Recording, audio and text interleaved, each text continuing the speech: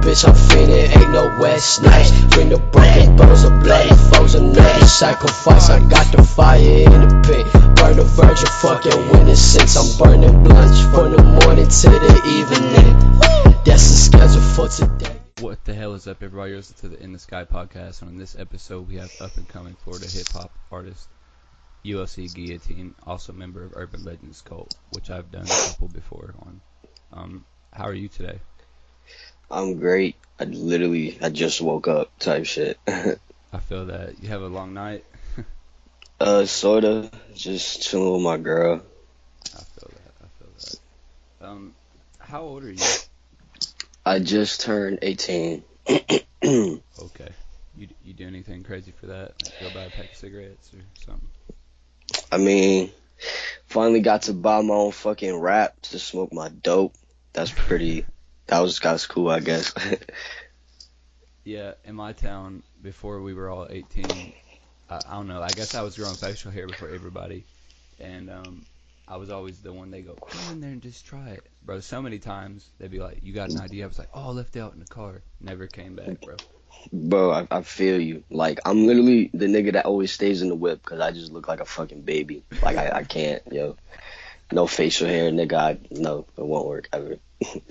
Especially when you're all sitting in the car high, like, let's roll another blunt, and then like, all right, who the fuck's gonna buy the wraps? I mean, back then. Type shit. I mean, down here, like, there's like hella stores where like niggas just don't care. Like, they'll literally just sell anything to anybody. Like, I have a corner store by my crib that you can be fucking like 12, and you can buy a whole pack of beer if you really want to. Like, they just don't care.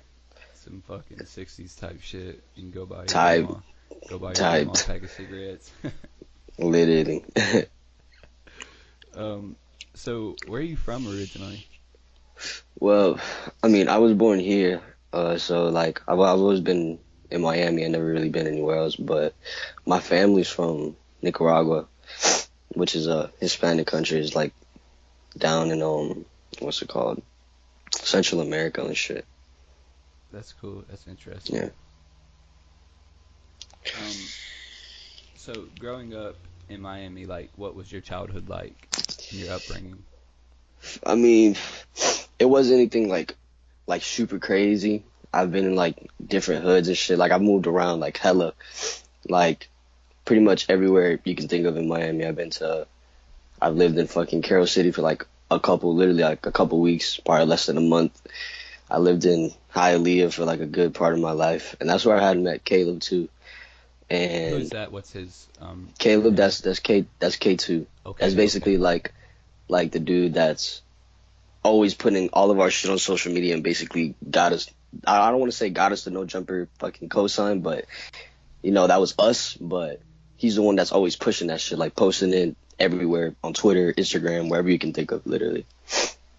So yeah, that's where I had met Caleb, and pretty much I've always lived in, not always, but throughout my life I've mostly lived in Homestead, which is Leisure City down here by Florida City and shit. That's all the way down south. Okay. What's Usually, it like there? I mean, there's like, you know, there's a lot of bad shit. I don't want to say I have the worst neighborhood, but there is, you know, crazy shit going on. Niggas think that Florida City's like baby as fuck, and it's really not.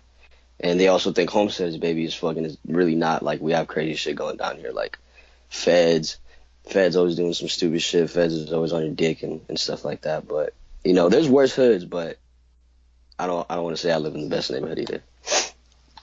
Now, would you say that you like moving around a lot as a child? Like, how would you say that's like impacted like your outlook on things and like just how you are today? I mean, definitely it made me grow up faster, you know, and also like it made me more of a, I would say like kind of like an outcast, because since I was moving around a lot, always switching schools, it got to a point where I was like barely even bothered like making too many friends, because I would always like feel like, damn, like for what, you feel me? I'm like probably gonna leave like in a couple of months type shit. So I guess that's really like the only way it affected me. But in a way, like, you know, during those times, like I kind of felt like kind of shitty because I barely had friends or shit. But at the same time, I was like fuck it, you know, it kind of made me who I am today, and I don't really regret it, you know what I mean? Yeah, I definitely feel you on that, because my upbringing was a lot. I mean, I'm not gonna say a lot similar, but just as far as like moving around, because I lived everywhere. Like one week I would live in the fucking hood, next week I would live out in the country, like type shit. Like it was Yeah, crazy. yeah, I feel you. And just seeing all like how different people are in just different areas is just insane. And like For sure, it's yeah, like for sure. it's like 30, 40 miles type shit, and it's just 180 completely different.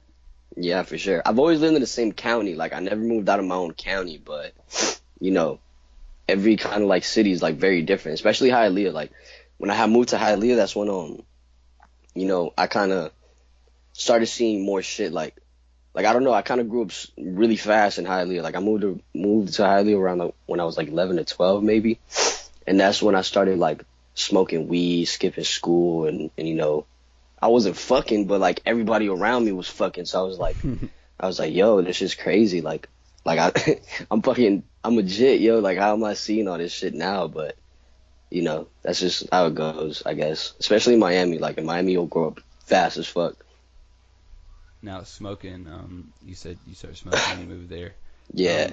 Do you remember your first like experience with it? For sure. I got caught. Literally like my first fucking like 5 times I got caught, yo. Like I was terrible. Like I did not know how to hide it. Like I don't know. I was just stupid as fuck.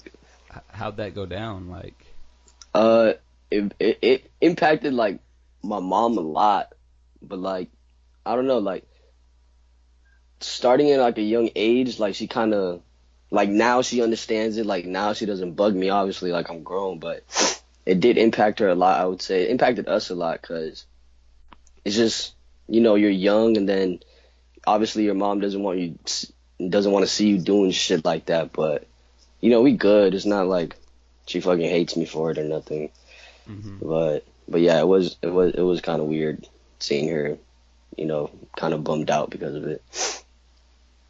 But at the same time, like I could have been doing worse shit. You get me? Oh yeah. Yeah, I could have been. I don't know. Pretty sure I could have been doing worse shit, like fucking crack or something. So, when did you start like just music, like rapping, like not even seriously, like your first signs of like you making music, not making music, but just liking it? Liking it for sure. I was a baby, yo. Like my first fucking, what's it called? My first ever rap song I heard was an Eminem song. And I can't remember specifically what, but I know for sure it was off the Marshall Mathers LP. And that was the first rapper I ever listened to. That's kind of like what opened, you know, my whole fucking mind to like music in general, and mostly rap music, because I fell in love with rap music after that. Like I loved Eminem, the flows, the fucking wordplay. I was like, you know, I was just fucking like a kid. Like I idolized this nigga. Like it was crazy, bro. And then, you know, after Eminem, I got into like G Unit with 50 Cent and all this shit, you know, NWA, fucking, you know, all that other shit. I kind of listened more to gangster rap as a kid than anything else. And also like a lot of rock, like Korn and fucking Linkin Park and all these other bands. And the ones that, the person that put me onto shit like that was actually my aunt, because she had grew up here. She moved, you know, to Miami around like, let's say 5 or 6. So she doesn't really know much about her own, like, you know, Nicaragua or anything. She basically just grew up on, you know, in Miami. So she grew up around, you know, the early 2000s when, you know, M and all them niggas were popping. So that's the person that pretty much put me on to like all this shit that I listen to now, that I still listen to now. You get me? That's cool. Eminem's definitely like super good. Personally, yeah. I thought Eminem was black till I was like 12. I swear to God. Like that's the crazy part, because when I was a kid, like, you know, around that time you weren't seeing like a lot of white rappers, you know. You weren't seeing, and I never saw him like as a white rapper. I just saw him as a different rapper. You know what I mean? So that's kind of like what also that, you know, gave me the confidence to start rapping myself, because I don't look like the typical rapper. You know what I mean? I'm not black. I'm not any of this shit. But yeah, bro, that's you know, it made me comfortable. He definitely made me comfortable in my own skin. That's dope. When did you start taking it seriously? Taking it seriously, I would say definitely my senior year, which was, you know, last year. I started rapping when I was like in 10th, you know, with J-Rock and all them. But obviously I wasn't really taking it serious. Like it was a thought in my head. I would have loved to. Like I didn't know what the fuck I wanted to do, and music made the most sense. But like at the time, I wasn't. I want to say like confident enough. I didn't think I was good enough either.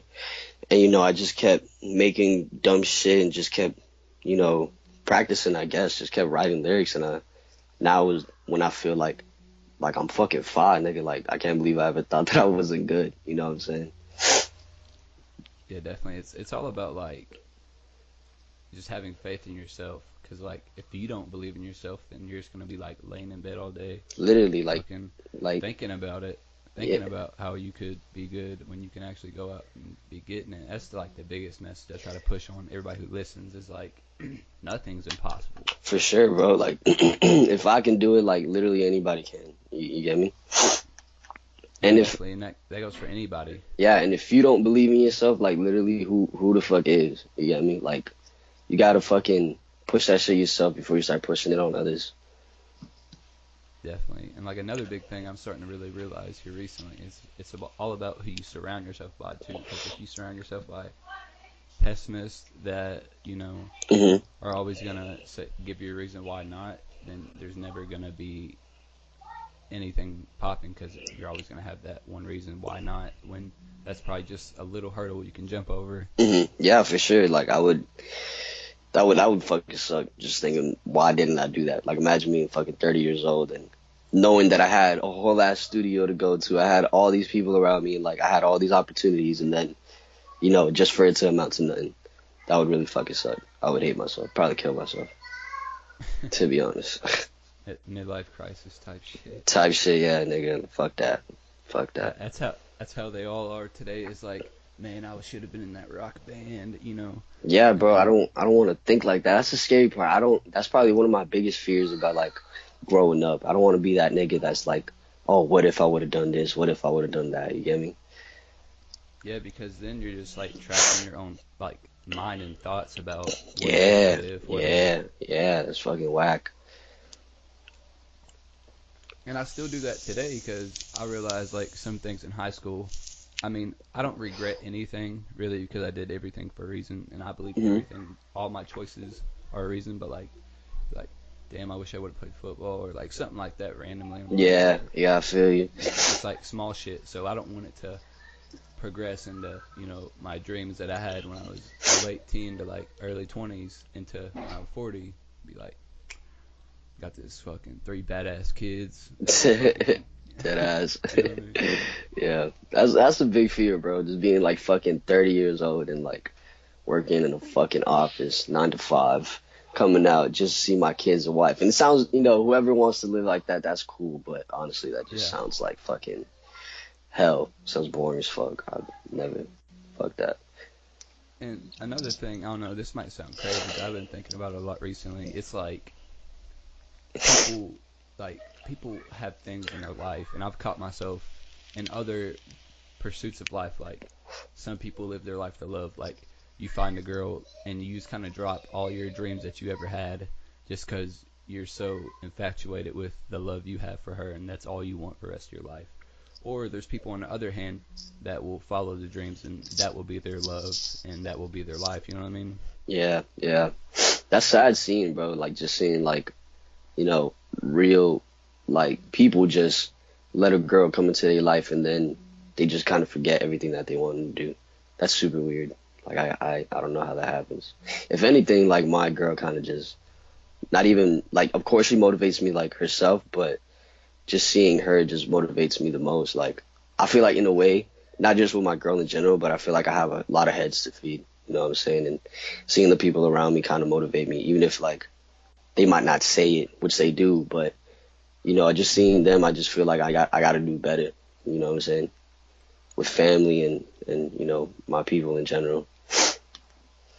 Yeah, that's a good thing. You have a good core around yourself. Yeah. I'm just kind of speaking for myself because I had done that before, and like it's just crazy to think that when you're out of that mindset, you feel so much more free. But if you have a significant other that will support you and try to intervene, you know what I mean? Yeah, you just gotta kind of find a way to like balance everything out. You know what I'm saying? Yeah. too much of too much of anything will drown you for real. For real, too much of love can drown you. Not too much weed though. Not too much weed. No, for sure That's not. like the only thing that you can do too much of. For sure. Nah, I'm not even gonna lie though. Like I don't really like making music hot. Like sometimes I guess it's cool, but most of the time it's not like that it's making me lazy. I'm just like fuck, I mean, I guess it kind of does make me lazy in the studio. Like I really don't feel like writing, and I don't know, it kind of blocks me in a way. Like I'm not saying I'm gonna stop smoking dope, but you know, I would much rather be on a sober mind in the studio than fucking high as fuck. Yeah, definitely. Sometimes I'll record these high. I mean, I'm a little, little stoned right now, but about to roll up sometimes myself in a little bit. Sometimes I get on here and like I'll be talking to people and I'll be high and I was like, well, dude, what the hell am I talking about? Yeah, you just kind of go like in a blank space. That's the thing. That's the thing. I kind of just start going into like other thoughts, and I don't focus on what I need to focus on. I don't know about you, but me personally, like I'll start thinking about some like I'll see a red cup and I'll be like, remember that one stupid ass time I saw like a red cup? Like, I'll just start like stupid shit. Just stupid shit. I feel you. Yeah, I feel you. Definitely feel you. It's crazy. How did you meet everybody in ULC? Like, how'd you end up getting in that group? Alright, so basically my freshman year I started going to this high school, Coral Reef, and I basically just got into that school literally because my brother was in it. Like, if he wasn't in it, I doubt I would ever gotten in it. But basically, yeah, I had met Jarrah there, and I met Ralph, I met Gianni, and I met basically almost everybody in the group. And then, at the time, there wasn't really a ULC, but there was, but like it wasn't really like, they weren't pushing that shit forward or anything. Mm-hmm. Until like 10th grade, you know what I'm saying? They kind of, made it official, like ULC is a thing. But, no music was out. At the time, like we were still all like kind of perfecting the sound. So then, I got kicked out of 10th grade. I got kicked out of, not 10th grade, I got kicked out of Reef my 10th grade year. And then after that, I had gotten into a fight, some stupid shit. And whatever, I got kicked out and then didn't see them niggas for like a bit. I would still, try to visit the studio as much as I could, but, I didn't really have a car, I didn't really have much money. So it was kind of difficult going. So whatever, I wasn't really making much music. I was still kind of, practicing, like I said, still kind of building up my confidence, kind of making my balls bigger, you know what I'm saying? But after 10th grade, I fucking went to a different school, and that's when I had seen Caleb again. I didn't see Caleb for like a good, I don't even know, like a good 3 years, since like middle school type shit. Me and Caleb linked up, and then we got closer than ever before. Like that literally became like my brother. Not even like my brother, he is my brother. He became family to me. And then me and him just started going to the studio like hella. And that's when, we started dropping music like towards the end of like, no, not even. We started dropping music like senior year. But, junior year was when we started recording or whatever. And that's kind of like, that's when I had met Caleb, brought him to the studio, and he joined ULC. We made him a part of ULC. And then after that, we kind of we didn't really add many people. We started adding others like around towards the end of senior year, like my boy Blade. I met Blade in, South Dade, which was my senior year, a different school that I fucking went to. That's another thing. I went to different high schools every year. So, as I kept going, I kind of just started meeting everyone in ULC, you know what I'm saying? And yeah, bro, I pretty much met all of them throughout school, you know what I'm saying? Just school. So, with that fight situation, like what happened, like specifically? I'm interested. Alright, so this is a good story. Basically, what happened was, it was fucking lunchtime or whatever. We were in the courtyard, and there was this one jit. He was a football player, and there was he wasn't really like my boy or nothing. He was just like, them niggas that you just kind of like just talk to, not really like talk to him every day or nothing. You just say what's up to him and shit, whatever. He was that person. And whatever, bro, there was a play going on, like my last period. In my last period, I fucking hated my teacher, bro. It was my biology teacher. I hated that shit. And what's it called? Basically, I had told him, yo, I'm gonna give you this money, and please buy me a ticket for this shit, cause the line was fat as fuck, and he was basically almost at the end, at the ticket booth or whatever. He was pretty much at the front of the line. And I told him, yo, buy me a ticket, whatever. I walk away, go back to my homeboys or whatever, and then he comes back to me and he's like, yo, bro, I gave this girl your money. She's gonna buy you your ticket. And at that moment, I already got fucking high. I was like, bro, I don't know this bitch. Why did you do that? You feel me? And he was just, acting stupid. He was like, no, bro, I fuck with her. Like, she wouldn't do anything stupid, blah, blah, blah. So whatever. I said, whatever. I went up to the fucking line to try to find this girl with him, and she was nowhere to be found, literally. So whatever, bro. He had walked away, right? I'm hot as fuck. And, me, when I get hot, bro, I don't think about what the fuck I'm gonna do. You get me? Like I just react, you feel me? So, I'm already hot, so I go up to him again, right? And I'm like, bro, what the fuck? Like, where the fuck is my money? Where the fuck is this bitch? And he basically tried me, bro. He was like, oh, you're the dumbass nigga that, trusted her with your money. And I'm like, bro, what the fuck you talking about, nigga? Like, you literally gave her my fucking money. I don't know that bitch. But, like, why would I ever do that? He was basically just trying to, like, not look stupid in front of, the little group that he was in. So then, the bell rung, and then, everybody's going to class and shit. And me, I'm, like, stalking this nigga, bro. I'm just staring at this nigga. I'm seeing where he's going. I'm waiting for this nigga to go to a hallway where, like, there's not many people. So then he enters, like, the fucking, like, the what's it called? The locker room wing. And as I'm like walking in there, bro, there's literally the fucking hallway is empty. And when I turn around, I see like the door has like little like glass windows or whatever. And there's like hella people like outside just watching type shit. Not hella people, but there's like a good couple people like outside watching. And I'm like, I walk up to him, whatever. And I told him like, yo, I want my money, like, right fucking now. Like, I don't care. Like, I need this shit right now. And it wasn't even a lot of money, bro. It was probably, I don't even know how much. It was probably, like, $5-6, bro. But, nigga, that's so disrespectful to me, bro. Like, nigga, that was money, bro. Like, I don't give a fuck. It could have been, like, $1, my nigga. I still would have smacked that nigga. But whatever, bro. Like, he said, yo, I got you, bro. I'm gonna try to get you your money. And I'm like, nigga, I need this shit right now, bro. Like, I know you, my nigga. You're gonna do some fuck shit again. And whatever, bro, he just, just kept trying to make excuses. And I just smacked that nigga in the face, bro. I just hit that nigga in the face. And then it was the weirdest interaction, bro. Like I had smacked him, and I was going to go in again. I was going to keep going. I was going to fuck that nigga up. And he just, like, backed away, bro. He, like, ran, like, not ran, but, like, he walked to, like, the end of the hallway and just, like, laid on the wall type shit, bro. Like, it was weird. Like, I didn't know what the fuck to do. I was like, bro, do I keep hitting this nigga? Like, it was weird as fuck, bro. I didn't want to, like, fuck that nigga up and just, fuck my whole school year up and just get expelled. You feel me? Being expelled was the last thing on my mind type shit. So when I did that, whatever, bro, like, I had walked away after that. Like he had went to class and shit. And then whatever, bro, I didn't really put much thought into it. I was like, it was a weird interaction, but, like, I went back to the class like nothing happened. And then, like, a good hour into my class, the two fucking principals walk into the classroom, right? And they automatically look at me and they're like, you come here, you gotta go to the office.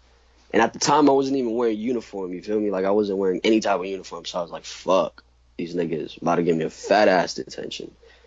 Whatever, these niggas, we start walking to the office and they start talking to me and they're like, yo, what's your home school? And I'm like, Homestead. And they just started laughing at me.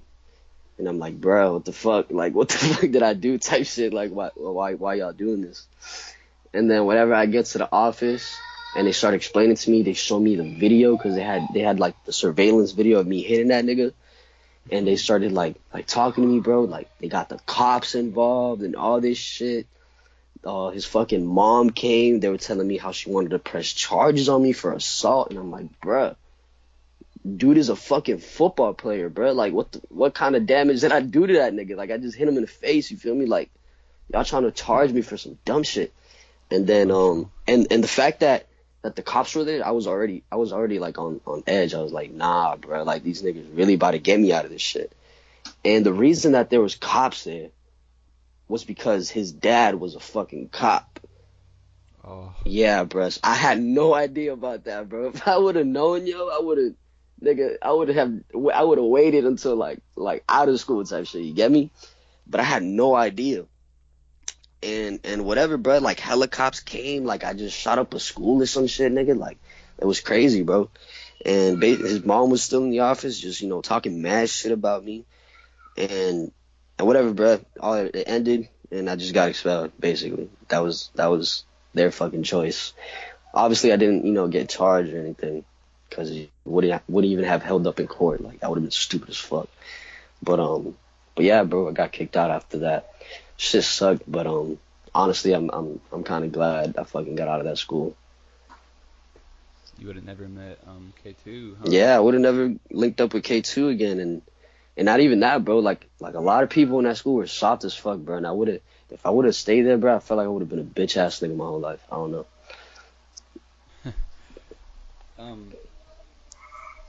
Yeah, so that goes back to like everything happening for a reason. Because imagine if you would have never, never did that to that kid. Yeah, at the time, like that same week that I got expelled, bro, I was really down, bro, because I was like, fuck, yo, like that was a good school. You feel me? Like it was a fun school, and I always hated fucking school, but that was the first time in my lifetime that I was like, yo, like school is actually kind of fun to go to. You feel me? Like, and plus it was the baddest hoes, bro. I don't give a fuck what they say. That school has the finest hoes. But whatever, bro. That's not even the point. But yeah, bro. Like that shit sucked at the time, bro. But as time passed, I kind of realized that like, fuck it, everything really does happen for a reason. Like I'm not even kind of glad. I'm super glad that I got out of that fucking school. So is that school like a prep school that like kids with good grades go to or something?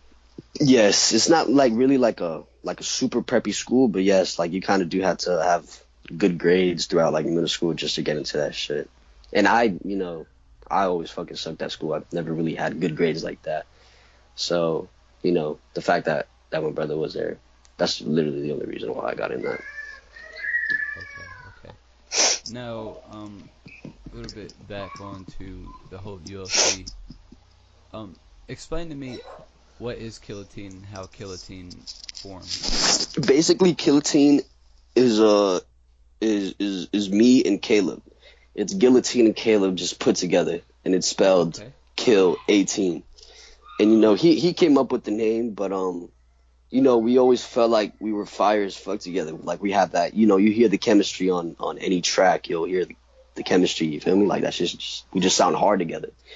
And it just came to a point where we were like, yo, we gotta make a name for ourselves. Like we're literally a fire ass duo. We gotta make more music together and put out a project and all this shit. So that's basically how it started. Just me and Caleb, just hanging out so much and just being, getting so close, and that's why you hear the chemistry so what's it called, so good on tracks and shit, cause we're just, that's my brother basically, bro.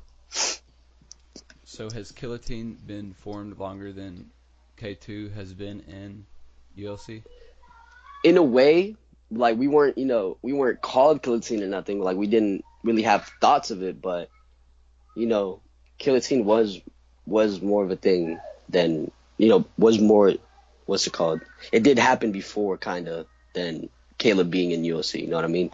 Like we had to in order for him to get into ULC, like we just had to get close. You know what I'm saying? We just got mad close, and then that's when he like kind of got added into ULC. So like the actual Guillotine duo wasn't made, but it was in the process of being made. You know what I mean? Yeah, I got you.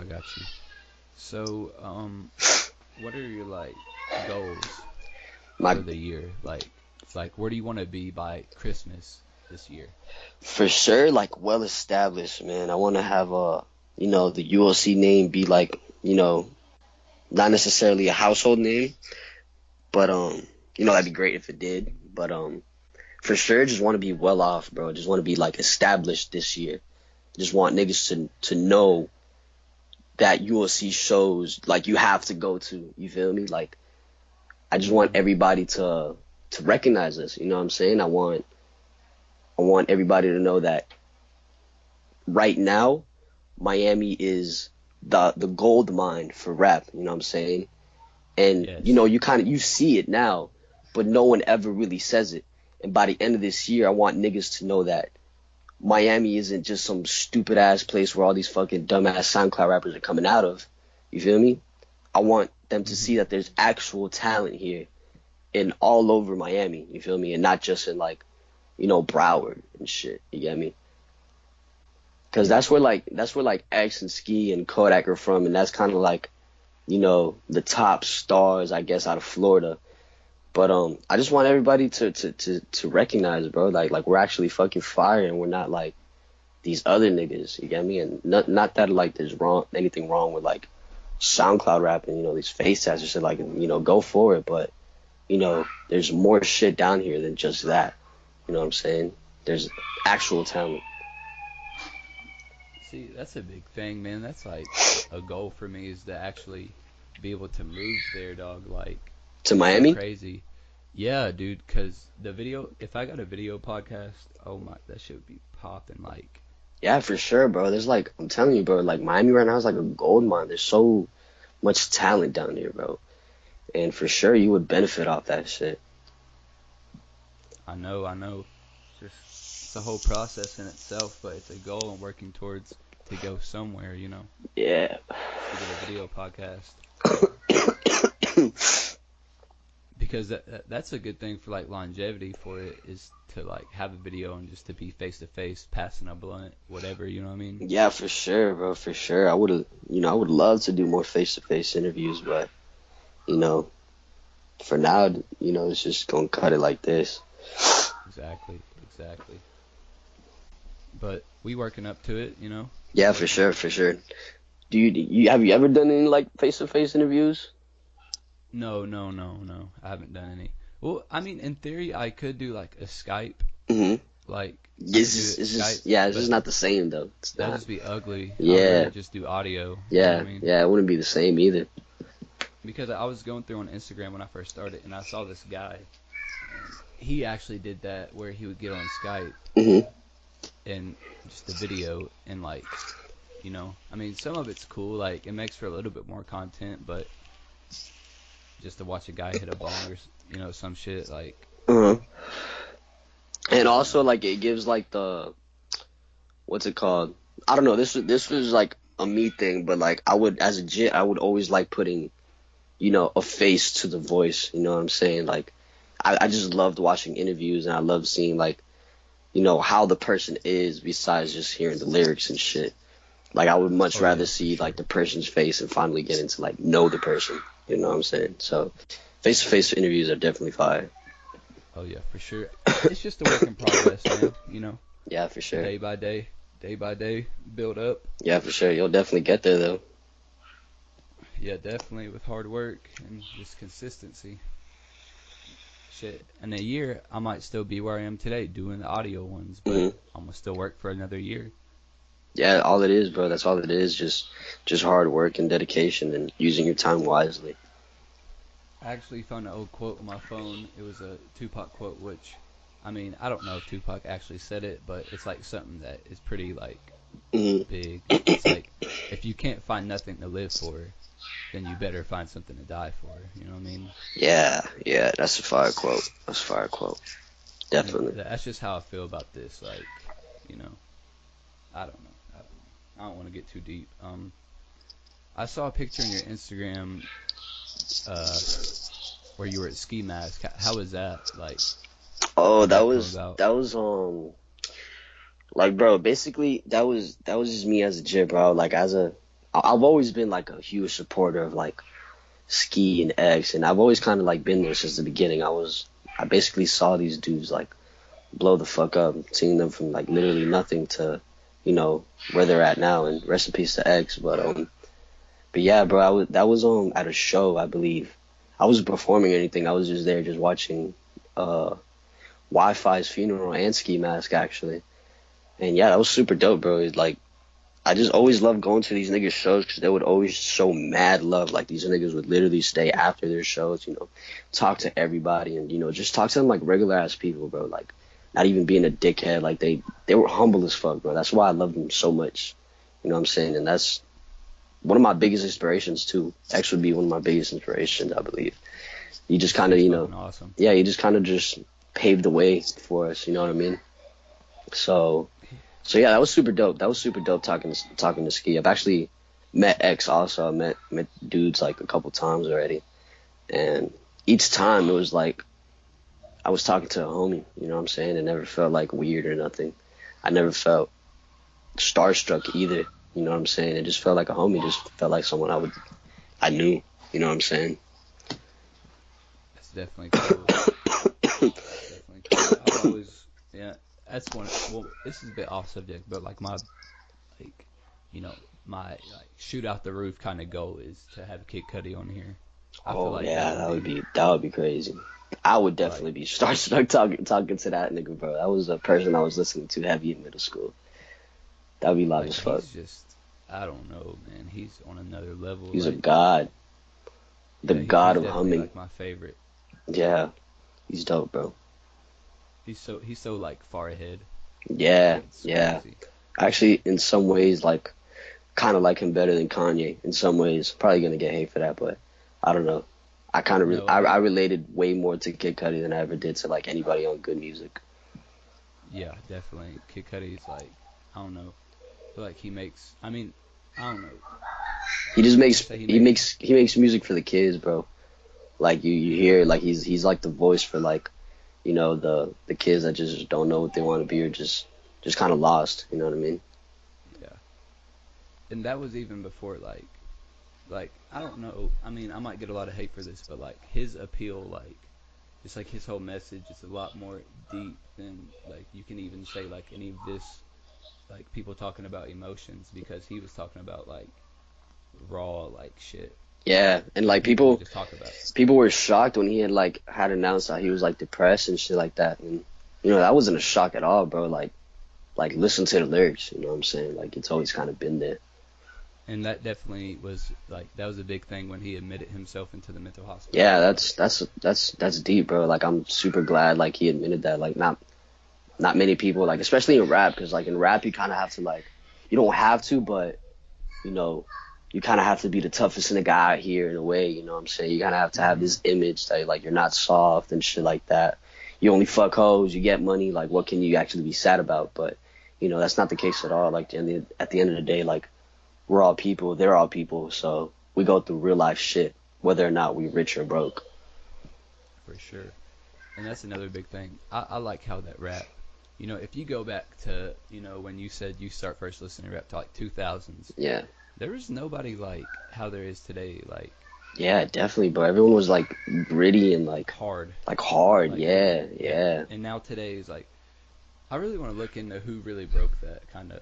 I mean, Kanye wasn't really hard. I mean, his music was good, but like the shit he was talking about wasn't like everybody else. So I guess you could say Kanye kind of broke that. Yeah, definitely. But like, it'd be hard to be a rapper.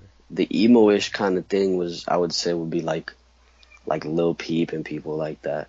Definitely. Mm-hmm. Like they kind of they brought it more to the table and like more into the mainstream. Definitely. Another emo person that nobody really gives credits to that's been out for a while, is Young Lean. Young Lean. Honestly, I never really I couldn't really get into Young Lean. Like there was probably like a good 2-3 songs that I like by Young Lean. But like his voice would always be like I know it's all part of the music and I know it's like what made him big, but like I could not get into it. Like his voice was always so like I don't want to say boring, but what's the word? So monotone, you know what I mean? And I don't know. Sure. I don't know. I just never really could get into him. There's just one song that he has with Travis Scott that I fuck with a lot, but that was like as far as I got into him. I've never heard that. It's on this, I don't know what album it is or mixtape, but it's like a pinkish, blackish like cover. I forgot what the fuck it's called, but it's a good song, fire song. Probably some like crazy shit. Has that album name like Winter Solstice or some shit? Probably, bro. Probably. I don't even fucking know. If you could give all the listeners like uh, the best like description of you and like your just whole message as ULC Guillotine. Basically, just I'm just doing this for like the kids, honestly. Like I just want every kid that ever feels like they're not good enough or like feels alone in any type of way. I just want them to know that they're not, and I just want them to know that they could do literally whatever the fuck you put your mind to. You feel me? Like we all literally manifested the energy that that we have now. We manifested the attention that we're having now. You know what I'm saying? So, I'm just a fucking regular ass kid from a fucking from Miami, nigga. Like it's just crazy to think that obviously I ain't shit still. You feel me? We're all fucking still broke, but nigga, I have a no jumper cosign. That's like a big ass step, and we just started this shit. You feel me? So, Yeah, that is. so like literally, bro, you can do whatever the fuck you want, whatever you put your mind to. Like that's just basically like my whole message in a nutshell. Thank you for listening to the In the Sky podcast, and thank you ULC Guillotine for coming on and talking to me for a little bit. It's been an honor to have you. It's been awesome. Nah, bro, thank talking you. to Thank you for having me.